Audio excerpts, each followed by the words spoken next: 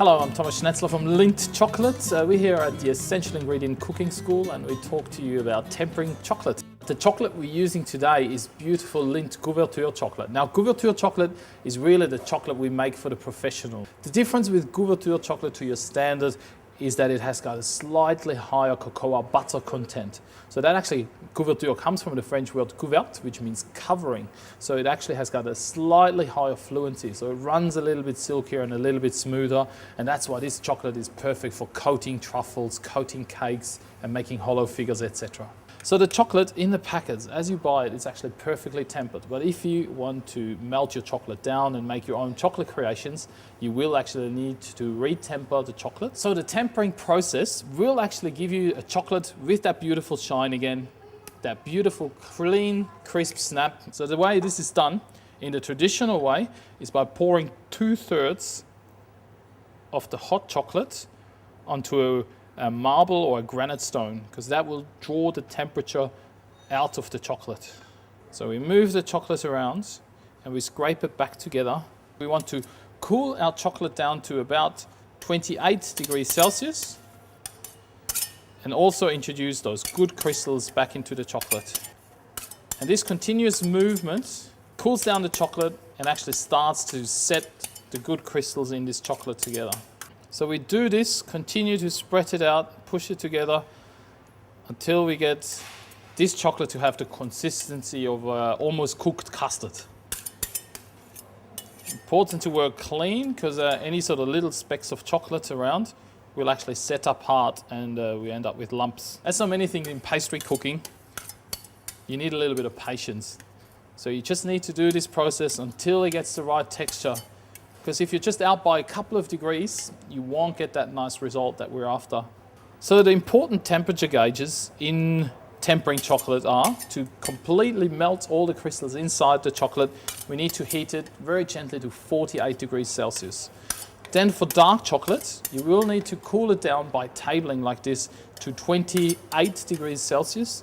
And then the working temperature for dark chocolate is actually at 31 to 32 degrees Celsius, depending a little bit on the chocolate itself. So we actually need to do that temperature curve, and as we're doing now, we're just really gently cooling the chocolate down, building those crystals. Then we introduce this back into our warm chocolate, and then gently reheat it on a water bath to the 31 degrees Celsius. Yeah, chocolate is starting to thick up now.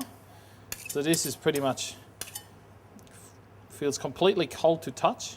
So we can introduce this back into our warm chocolate. And then we need to stir this well. So we need to stir this in really well.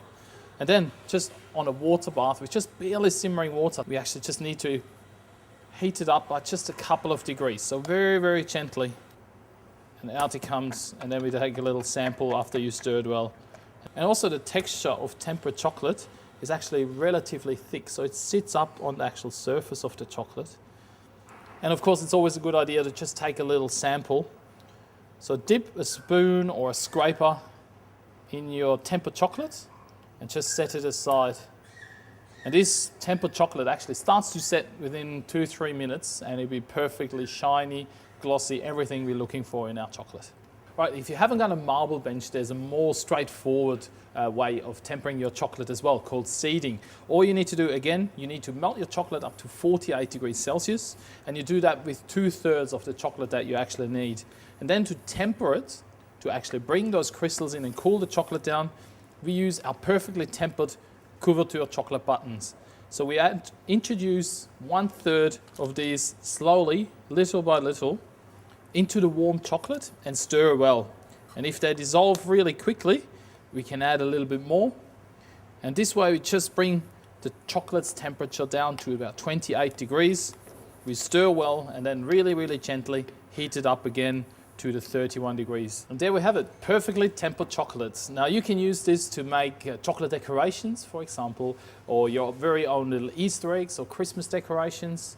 And of course, roll your own truffles in, for example. Voila, there it is. Now, of course, my essential ingredient has to be chocolate. So wherever I want chocolate to be the star, single origin Couverture Ecuador with 70% cocoa, content, you can't beat that. Now, of course, every wannabe pastry chef also needs a good marble board to do chocolate decorations on, and of course, temper your chocolate. So those two, essential.